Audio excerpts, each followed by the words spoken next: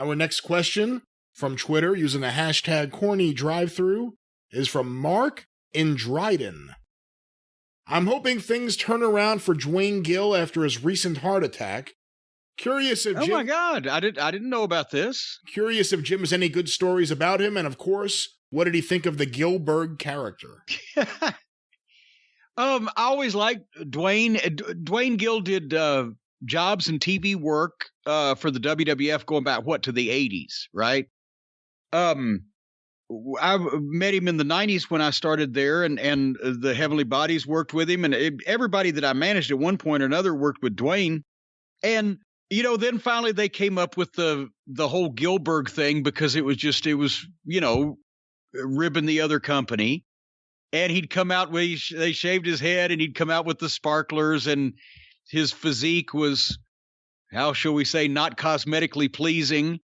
And he had fun with it. He did good. And, here's the thing. He's a nice guy that was dedicated to the wrestling business and got to get a little run. It was not a serious deal, but at the same time, it was not serious back then, but it was still wrestling. He didn't have matches with invisible people, or he wasn't winking at the opponents and saying, oh, we're going to perform this thing together. At least he played it straight as you could play it. So, I like Duane as a person, and I was glad he got the gimmick and got a chance to do something with that, and people still remember it.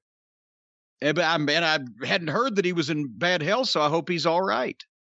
One of the interesting things about Gillberg was it was a rare example of the WWE indirectly acknowledging the competition to that degree.